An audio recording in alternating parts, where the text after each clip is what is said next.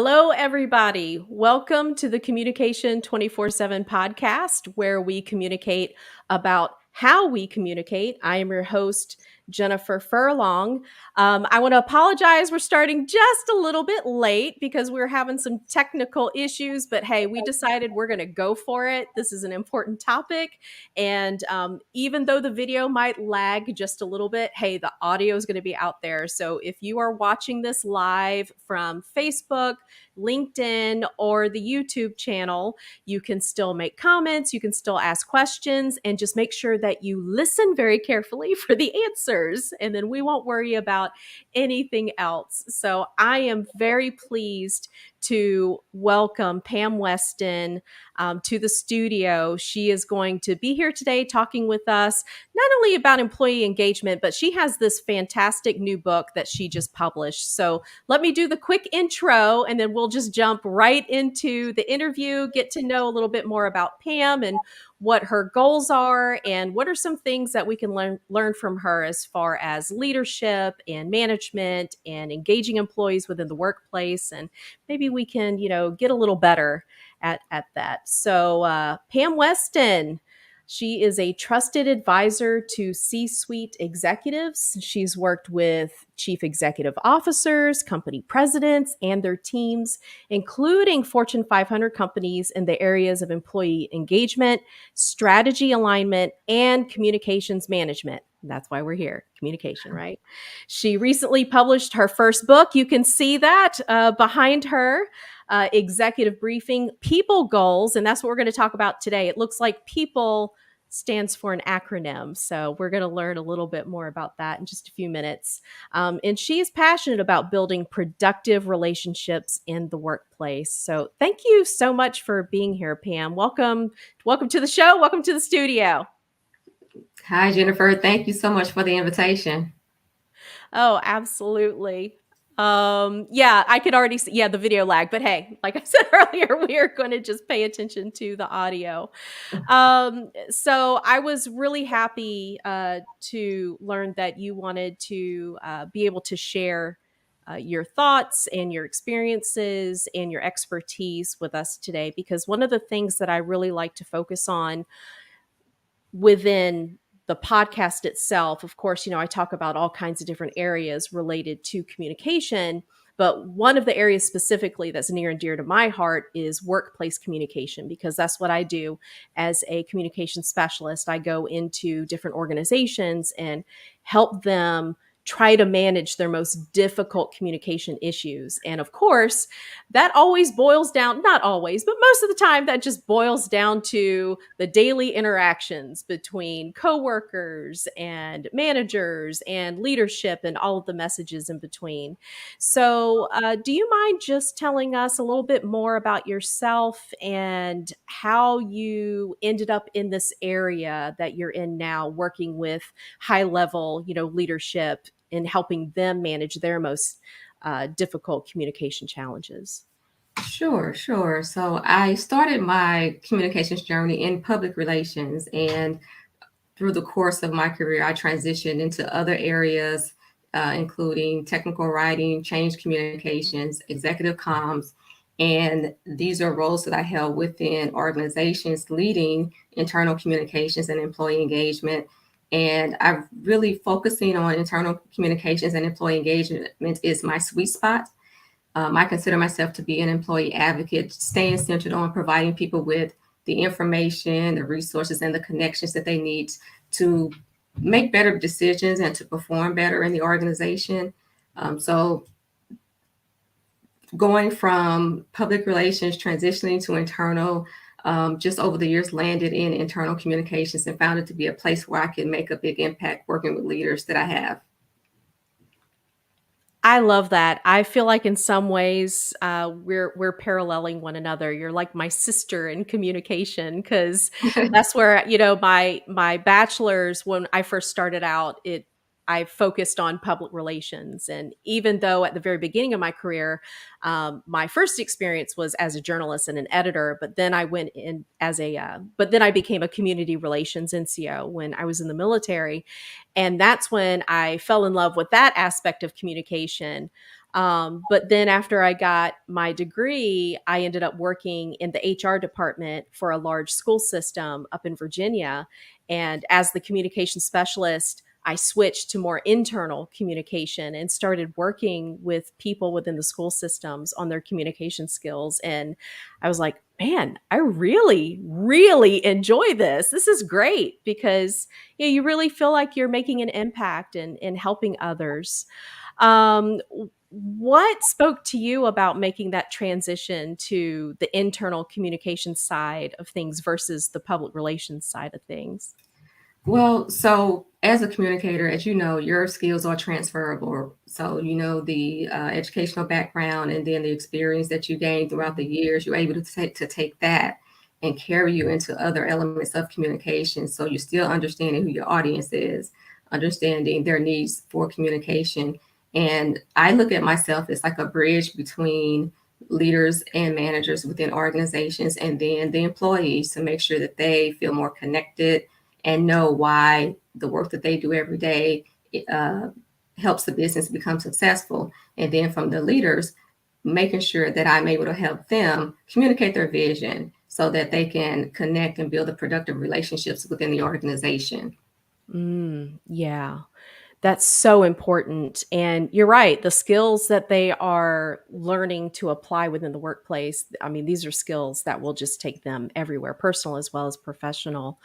Um, so, what inspired you to write this book? Was there a catalyst? Was there an experience that you had and you're like, you know what? I need to put this, I need to put pen to paper and write this out. What happened there? Well, like you mentioned in my intro, I've spent the majority of my career working with in like high level communication roles, with working with leaders and helping them engage their teams and communicate more effectively. And I actually had the idea to write the book about 10 years ago. My thought was to write a guide that people leaders could use to help them as they interacted with their teams. And as I thought about more specifically, what was the spark that led me to want to write that? I was working within an organization, leading a campaign on how the different teams within our organization demonstrate the values, the core values. And so I got the opportunity to see how different leaders interacted with their teams. And I could see where some had really, you could tell they had really good relationships, that employees were engaged versus where some were not. So that's really, when I look back, the spark that led me to want to write the book. And I revisited this idea to write the book a few years ago, and then I eventually moved forward with writing people goals. And I really think it's important for managers to feel supported in their leadership journey, in their people leader journey. Mhm. And that includes providing them with the tools that they need to make sure that they can build the relationships with their teams and help them create an environment where their teams can thrive. Yeah, I have noticed that someone in the workplace, they are a fantastic worker, right? And they are doing a fantastic job at that particular job that they have. And so everybody recognizes that, okay, this person is excellent. They're going places. Let's reward them, right? We're going to reward them and give them a promotion. And now all of a sudden they're just responsible for, it could be just, one or two people, or all of a sudden you're responsible for an entire department. And then the organization is surprised to find that the person is not flourishing in this new position as much as they did, right, in the previous position, because the skill sets are so incredibly different. What are some things that you recommend to new managers as, ways that they can build the skills that they need in order to be successful? Because this is a huge transition for some people. Well, you're exactly right. And I was going to mention that in a lot of organizations, when an individual shifts into a people leader role, they may receive training on a lot of areas, but they don't receive training in some cases on what it means to manage another person and ensure that you're setting them up for success. So the biggest thing that managers can do is communicate. So communicate with your employee or your team, so that you can understand what is valuable to them. Why is what you're doing for them important, or if you need to make an adjustment and it's not something that's engaging your team. So communication is the number one thing that I would recommend for a new manager. Getting to know Mm, what you don't know. yeah. And being open to that process. I think a lot of brand new managers might feel the pressure to give the impression that they have it all under control, right? To have that, they have all of the answers, because maybe in some way they might feel that they will disappoint leadership, or maybe they feel that they're not worthy, of this promotion, of this role that they've been given now. So what do you say? Have you worked with managers in that position right there, where they begin to doubt, well, maybe I'm not cut out for this? What do you say to managers like that? Because I'm sure that a lot of them exist out there, because there is a lot of pressure to make that transition. Yeah, so I think that the important thing for them is to be okay with focusing on people first versus just the bottom line, and then Mm, also being open to feedback. It's mm, being open to the process of understanding what your team needs, but then be open to the feedback and then take action on that. And I really feel it's important for organizations to support training their people leaders. And the reason is because employing of the lack of employee engagement in some organizations, 34% of Americans are unengaged. 34% of Americans are engaged. So that means that there are a lot of us who are not. mhm, And it's important for the organization to invest within their people leaders so that they can make sure that mutual goals are achieved. It's mhm. fair to the employee, and it's also fair to the manager that they receive the training that they need so that they can excel in their role and then help their teams excel as well. Yeah, it's really unfair. You're almost setting up a manager for failure if they're not provided with the tools that they need and the necessary training that they need to be successful in that. I've noticed that you said, and I love this, you've said people leaders, and you're not using the word manager. Take me through that thought process, because as communication people, we talk about language Mhm. and how it impacts perception. So take me through that, the differences between what is a people leader versus what you imagine a manager to be. Yeah, and I say people leader a lot because I want to um, encourage the thought process of thinking of people first when we're Yeah. approaching how we're interacting with our teammates in the organization.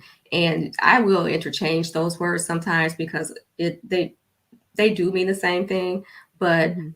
when you really focus on managing a person or managing a process, it kind of takes you out of the emotional connection that's Mm. needed in order to engage the person. Mm.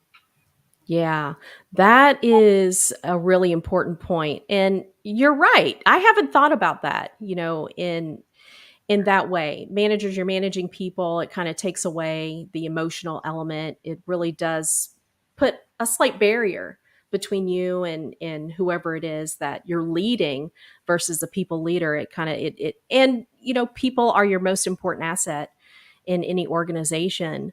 Have you ever run across any situations where you've been brought into an organization to help them out, but there is significant, I don't want to say necessarily pushback, but maybe resistance from others who are within the leadership team itself? Because we all know, right, it's got to come from the top if we're going to make things be successful. So, what do you do in that case when you're getting that resistance from other leadership team members? Yeah, so my experience working in corporate America, working with these leaders, there have been times when there were leaders who did not have the mindset of a people first mentality. So, several instances, one particular, it involved having to um, do surveys in order to get the actual proof that employees Mm, weren't connecting. because they didn't feel like they understood from the leadership how they fit into the success of the organization. And that involved the words that the leaders were using. The Mhm. coaching that was being provided was not being implemented once we were meeting with the teams and working with employees. So it involved actually getting survey feedback and showing them the data, because leaders, they respond to data, showing them the actual words and feedback and the data from employees to help them understand that employees, they're happy to see you. They're happy for your visit to their site. But what you're saying to them creates a barrier, because you're not talking about them and making the emotional connection. You're talking about numbers and figures, which Mm. creates a barrier within the organization. And I do have to share that, there have been instances where after going through that process of sharing the data and having those conversations, that, the light bulb did come on, Mhm. because some leaders, they are wired. Their job is to make a financial gain from quarter to quarter. Mhm. However, some are able to easily understand how important it is to engage teams, and some, they just need a little coaching in order to be more Mhm. successful in that area. Yeah, yeah. Lorinda is watching on LinkedIn. Thanks for joining us, Lorinda. People first, she agrees. Absolutely. Employees need to be able to use skills instead of being micromanaged.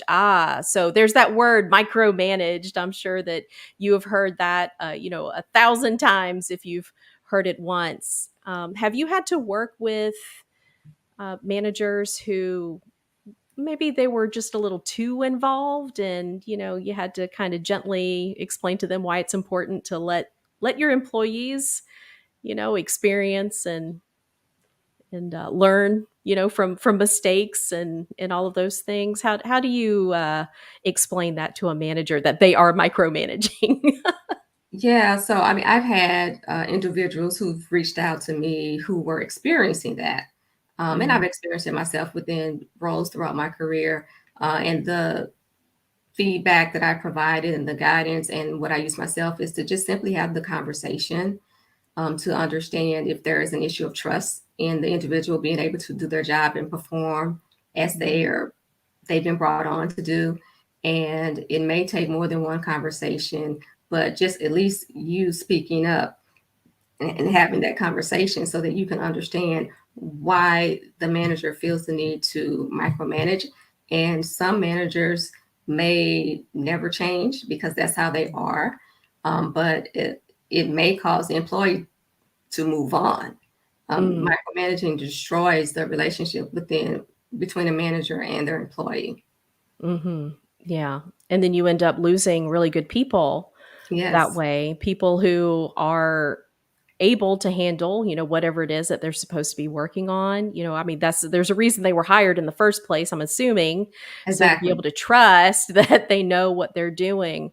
Um, I would imagine though at some point if there is a manager who is micromanaging and you're having a difficult time reaching them and getting them to understand, how to just kind of hold back from that, even if it's just a little bit. What do you say to the leadership? Do you ever get involved in that aspect of saying, okay, look, these are my observations and this is what I'm seeing is happening. And it's kind of detrimental, to the department and potentially the organization. Have you had to have those types of difficult conversations with leadership? Yeah, so I've been fortunate to work in several organizations that had leaders who were really receptive to the idea of employee engagement and understood the value of making sure that employees had the information and resources they needed to perform. And there have been instances where I was able to have those conversations, share feedback, and then the leader take action to help rectify the situation or create a better environment for employees. So those are real things that happen every day in a lot of organizations. Mm-hmm. Yeah, and I think it's important also anybody who's listening to, if you're a manager, if you're a leader, to understand that look, it's normal. We deal with people, right? And so you're going to have issues that come up. You're going to have personality conflicts, differences of opinion. And so it's absolutely okay to reach out and seek out assistance, especially from someone like Pam, who, has the experience and the background in helping others, people leaders like yourself, develop those communication skills, develop that area so that you can become stronger, in that area. So if you're a little hesitant about that, if you're in some type of leadership position, there's no reason to be embarrassed or feel like you should have all of this under control immediately from day one, because I don't think that's reality, right? We're all a work in progress. Have you Yeah, had those types of conversations as well? and I agree with that 100% because yeah, I think that managers and their teams, they are the heart of the organization or the heart of your company because they have Hmm.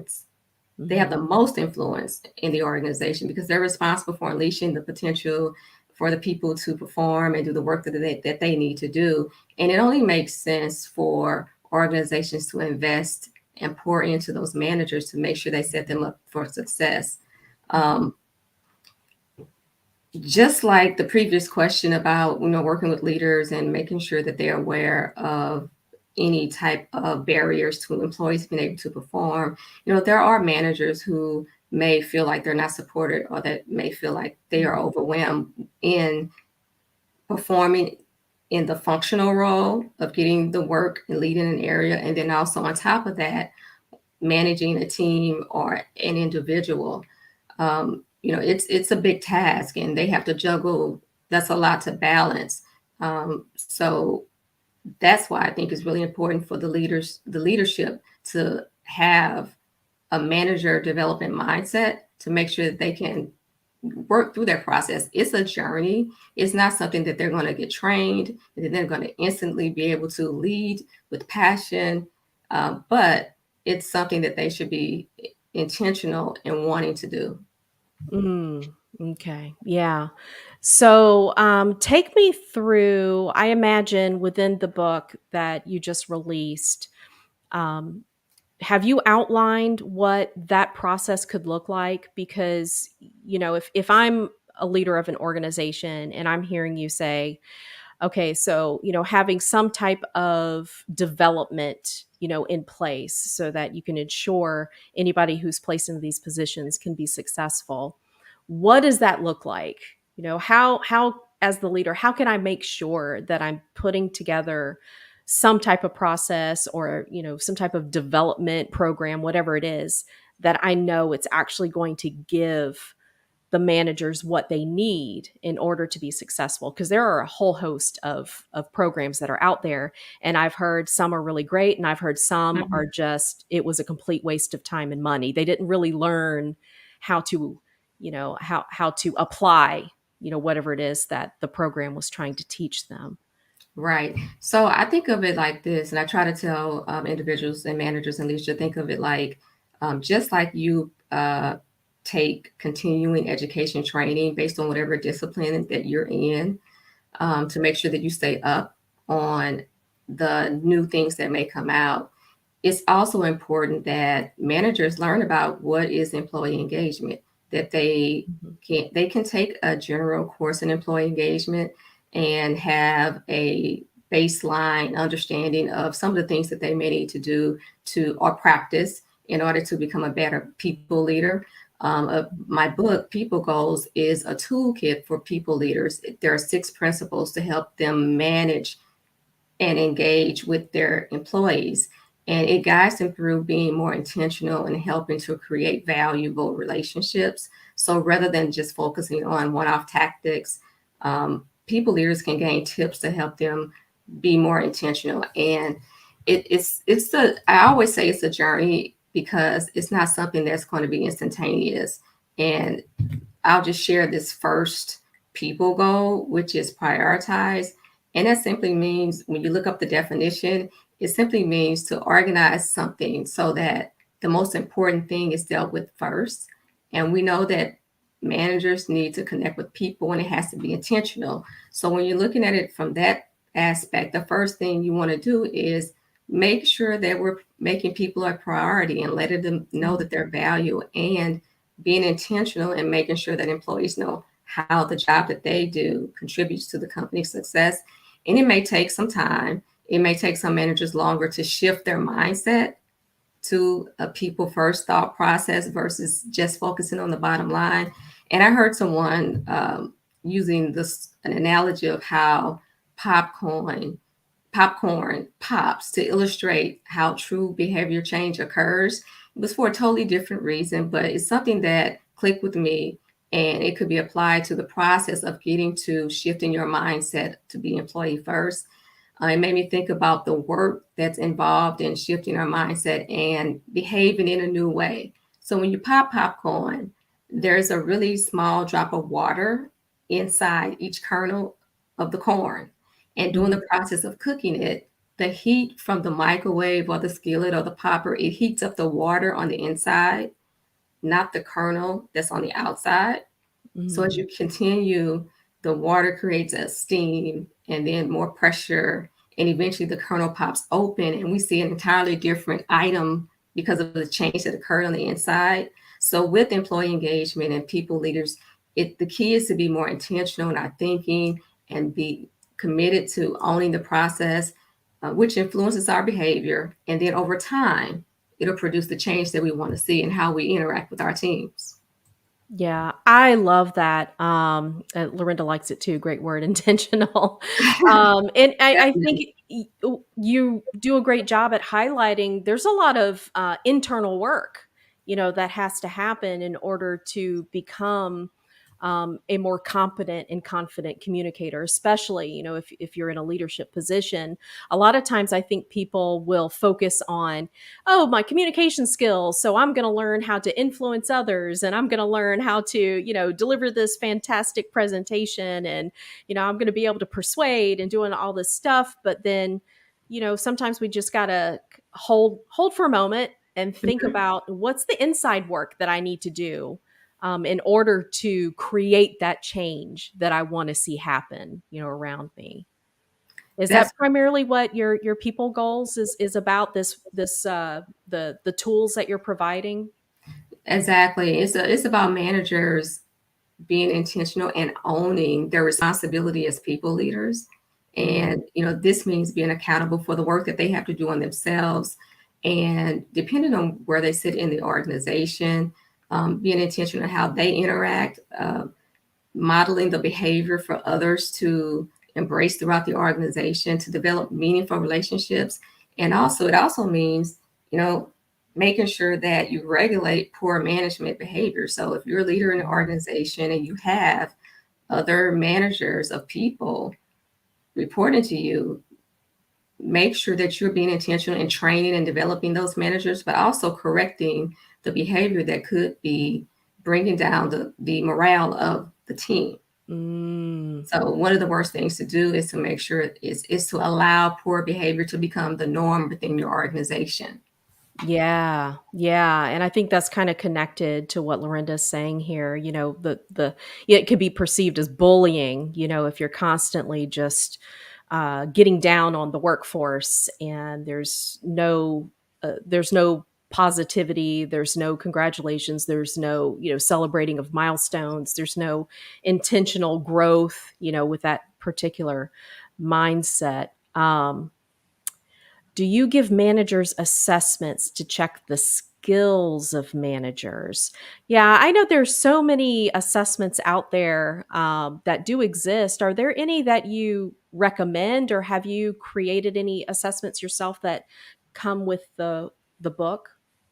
So in my book, I have at the end there's an action plan. So once you go through understanding each of the six principles, there's an opportunity for you to take a look at where you stand in terms of each of the six principles, and you can ask yourself, you know, answer those questions that I have in the book, but then also determine which one or which two you need to focus on. And then also managers can take advantage of feedback tools that your organization already has in place.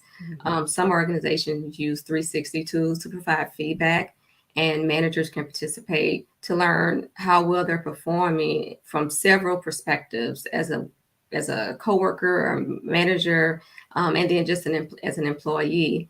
But it takes honest self-reflection. Ask yourself, how are you performing? What examples are you setting for others to follow? And that's the chance for you to regulate any non-productive behaviors and accentuate those that you want others to model within the organization. So, as a bonus in my book, I've included an action planning session at the end of each chapter to help people leaders start the process of assessing where they are and get started on setting their people goals for where they want to be. Right. Yeah. It sounds like it's a really good tool to use, action oriented. And it's not something that, you're just going to read and put away on the shelf and it's going to start, gathering dust and then you forget about it. I think it's the application aspect that really stumps a lot of people.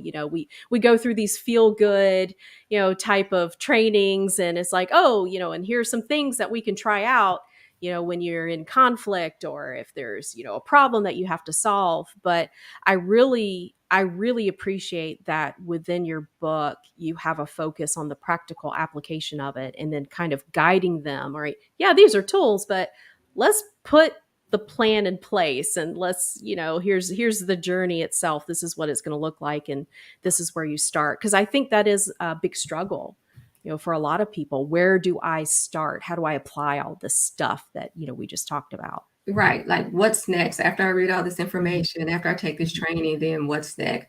And my Right. goal with People Goals is to, provide those resources like my book with the insights and then the action that they need to take to help guide them to about a subject that obviously I'm passionate about, but it can also help them along their journey. Yeah. So, telecommuting has been around for a very long time now, Yes. but COVID kind of just shoved it violently into hyperdrive, right? So we have so many people, and it seems like we're still in this age of transition, post COVID. I don't know, still kind of in COVID, but not in COVID, transitionary period. And so it's easy to see how there can be chaos, a lot of conflicting information happening within organizations. I imagine it's really challenging right now for leadership and for managers to kind of get a sense of balance and where the organization is and where the organization is headed. Are most of your teams still working from home? Is it kind of like a hybrid? Half of them are home, half of them are here.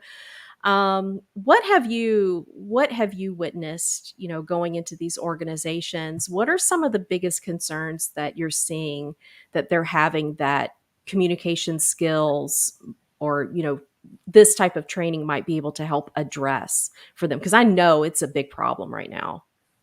Well, I can just share from just being an employee, in organizations during the pandemic.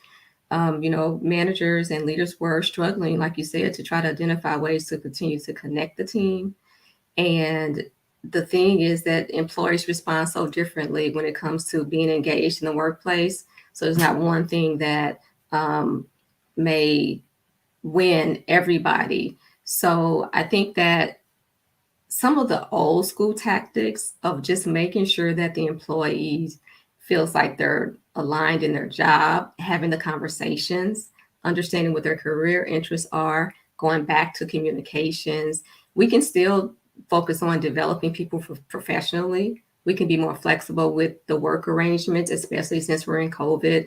There are a lot of people who may be caring for older parents, or the child care situation has changed tremendously. So just being flexible and showing employees that you care about their well-being it has gone a long way, and it will continue to go a long way. And then also just having fun. It's okay to have fun at work. So there are some things people may be zoomed out, or right now, but early on there are a lot of ways to use the technology to bring the teams together and intentionally create opportunities for them to be connected by maybe celebrating birthdays online, sending e-cards and things like that. The biggest thing is that we can't throw out, things that have worked in the past, which is communications and making sure that employees are feeling connected to their work, even though we're in a virtual environment, but we add on opportunities to focus on their overall well-being to make sure that employee is at a level where that they can perform in the organization. Yeah. Yeah. Um, it does just all boil down to that, doesn't it? Just the old school look, communication, making a connection. And even if they are working from home, what's stopping you from saying, hey, I just want to do a check in, see how you're doing? How about, even if it is over Zoom or maybe even over a phone call, right? Just, showing that you are thinking about that employee and just wanting to do a check in and make sure that everything's okay, and is there anything that they need. I think just a simple conversation like that, it's easy to forget that goes such a long way with people, you That's know, true. uh, That's who true. doesn't And want if, to, and if you've yeah. and as a manager, if you've developed that relationship over time, then you're able to understand your employees. So you have regular one-on-ones, you have team meetings, so you get to learn what makes your employee ticks. Mhm. And it won't be as difficult when something like a pandemic happens, where we need to shift how we interact, and we're still able to do some of these things that we've done throughout the years. Yeah, yeah. That's an important point right there. If you have already laid down the foundation where you have a really good communication track record with your employees, and you have already been able to develop trust, and it's not unusual for you to check in with the employees, then when something huge like this happens and everybody ends up having to shift and the entire organization is now shifting, it Right. won't feel so odd to try to implement, now after the fact. Um, yeah, so it's, I hope that we can encourage anybody who is in a position of leading others to be able to understand the importance of having those small conversations. And that doesn't mean that you have to get all in depth and overly personal with them, right? Just show that you do have an interest in them, as a person, not just as an employee. Do you have And, those types of conversations and, as and well? that's correct. And at the heart of employee engagement is building relationships. It's about what people leaders do around their daily activities to improve the employee experience. So if you're doing those things, then you already have the connection, and you're Mhm. able to shift more easily. And employees have to understand also that the manager is going through this pandemic as well, or through Mhm. this organizational shift as well. But if you have that relationship already established and you've been intentional about developing a true connection with your employee, then it's a little bit easier to make the shift together. Yeah. That's such an important point that you just made. Remembering that managers, leaders, they're human too. They're experiencing this along with everybody else. And you're right, just like you said earlier, you never know, an employee might be taking care of elderly parents. They might have their kids are at home, at the same time while they're still trying to maintain, their work. There's a whole host of things that they might be dealing with that we're not aware that they're dealing with. But the same holds true for the managers and the leadership team as well. And I think it's really easy for us to forget that Mhm. aspect. Yeah, You're expected to that, be all stoic and take everything all the time. that's so true. And it is making me think about, the importance of the manager-employee relationship in the workplace. And I read an article recently that recommended putting these relationships at the same level as a goal that has to be completed. Mm-hmm. So when we elevate and increase the importance in our mind of the relationship, we think about, you need people to achieve a goal. So we have to Hmm. remember that the person is just as important as the goal. And Right. also, if we don't see the relationship as important, then we won't commit the proper time and the effort that we need to create a healthy relationship in the workplace. Yeah. I think that that falls in line very nicely with what you were saying earlier about the prioritizing, one of the steps that you outline in the book. Understanding the importance of prioritizing the relationships that are within the organization, so that everybody, as a team, you're right. I mean, everybody has a part to play. So you want to make sure that everybody is playing that part well and to their best ability. And if they're not feeling acknowledged or appreciated, or they don't understand what the goal is at this moment in time, they don't understand why certain things are, certain decisions are made in the way they're being made. It's something that conversations along the way, prioritizing those relationships and making sure that they feel like they're being heard at the same time can go a long way. And that's correct. And one of the things that we know is constant in organizations is change. So there are going to be peaks, there are going to be valleys. And one of the things that I talk about in the book, one of the people goals is to persevere. So, keep employees at the center of creating a positive culture as the markets may shift, as the industries may shift, as the organization restructures. So during those times of change, we can't forget the impact that it's having on employees, although we're focused on making it through that and creating strategies. But again, it's a journey and it's going to have peaks and valleys, but we can't forget the people that are involved in the process. Say there's an organization that's in one of those valleys right now, right? I've had conversations with quite a few people lately that feel like their organization is just kind of falling apart, right? The relationships, it's very toxic, and people are being dismissed left and right. People are being fired or laid off, left and right. Um, so clearly they're in one of those valleys. This is a low point within the organization. Um, how do you get an organization, or I guess the leaders in the organization, to understand that this is an ongoing, don't just try to mend the problem when you're having these issues, like if it's at this level, that you need to be able to maintain, some type of relationship even in the good times. So after you've gone into an organization and you've helped them fix things, let's say you got in there and they're in the valley, and you've worked with the leadership, you've worked with the managers, and you can see that there's improvement being made. What do you say to them in order to get them to understand that, okay, this isn't over, right? The peaks and valleys are absolutely a natural part of organizational life.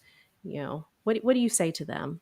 Yeah, it really comes down to that leadership team or the CEO being receptive. You can go into an organization or be a part of an organization, and you have a role within that organization where you coach and provide leaders with um, inspiration and strategies to help them continue to engage their teams. But if they're not open to it or receptive to it, then there's not going to be any movement. Um, so the only thing that you can do is share the information, provide examples of how other organizations have been able to maintain their momentum after coming out of a situation that may be similar to what they've gone in hopes that that is something that allows them to be open to continuing to focus on the organizational structure in a way that emphasizes how our people are performing as we continue to grow. Yeah. Do you think, is it okay for an employee to do that? What would you say to an employee who they're not a manager, they're nowhere even anywhere near, being a member of the leadership team, but they are experiencing they're witnessing some serious issues. Um, I imagine they're probably very uncomfortable with just like walking into the CEO's office and say, "Hey, here's a book, people, you need to read." So Right, what right. what do you think? What should they do? Well, there may be some channels within the organization that they can take advantage of.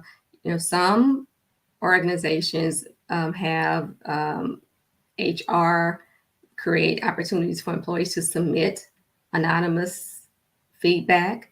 It also may be done through the corporate communications team. So there may be some channels there where they can communicate and share information. And then if they have a relationship with their manager or another manager, another leader, they may be able to share that feedback as well.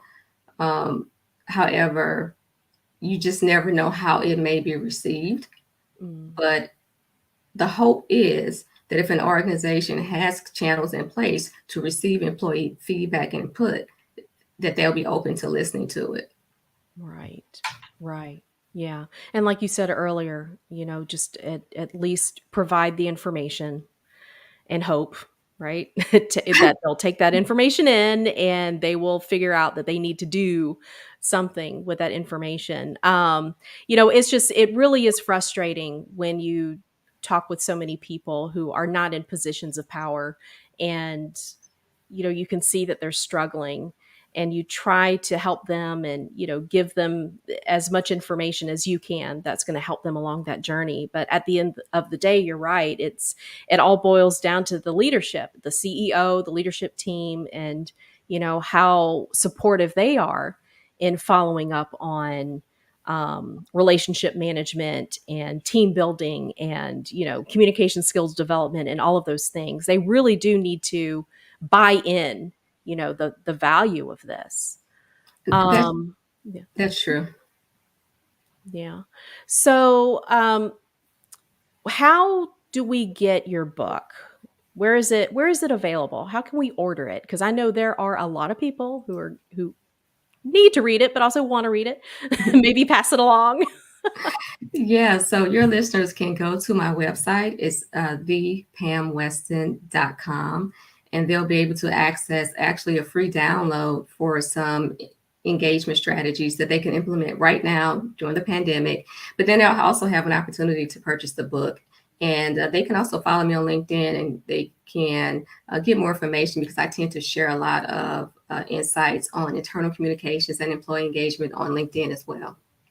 That is awesome because this is a work in progress, right? So, That's true. LinkedIn, go to the website. We'll have the links in the show notes. So, they'll be able to access that. I love it that you have some free stuff in there for them to just kind of, at least get your toes wet, just get in there and, start look at what's available to you.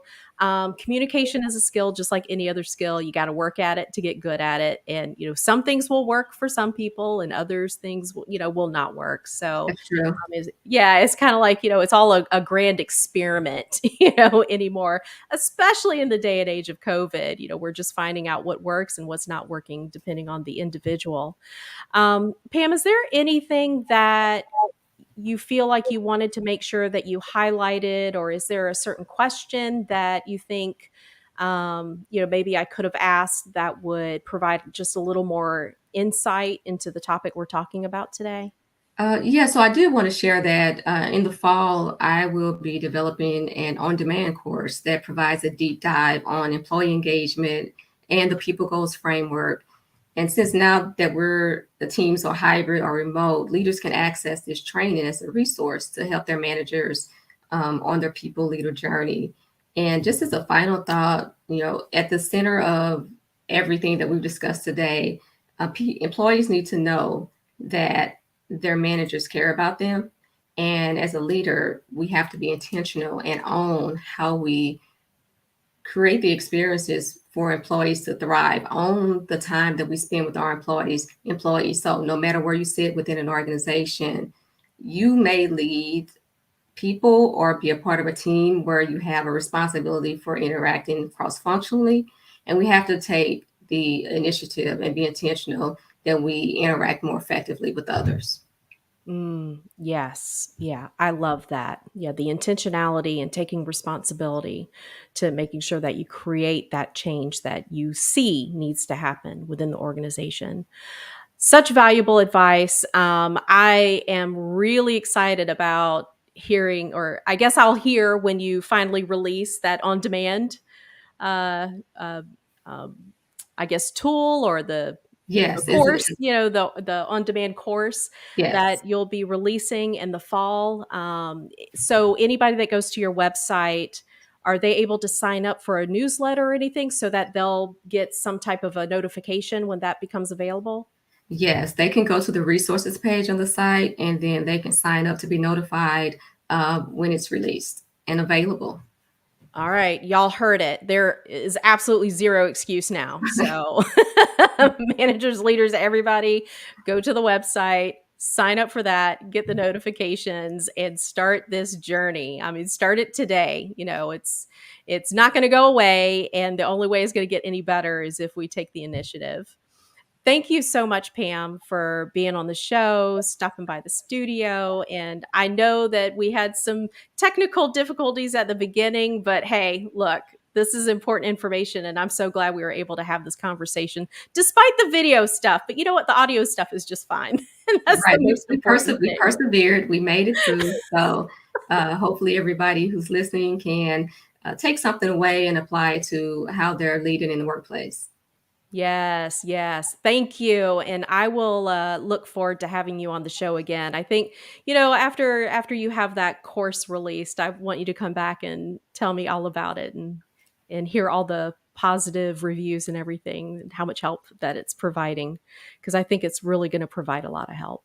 Thank you for the invitation. I'll be happy to. Awesome. All right, everybody. Well, that's it for today's episode of Unscripted with the Communication 24/7 podcast. Thanks for stopping by.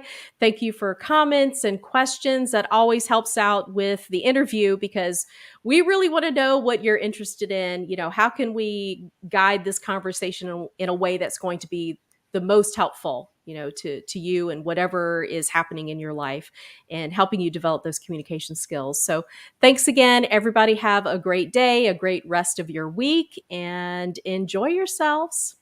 Bye.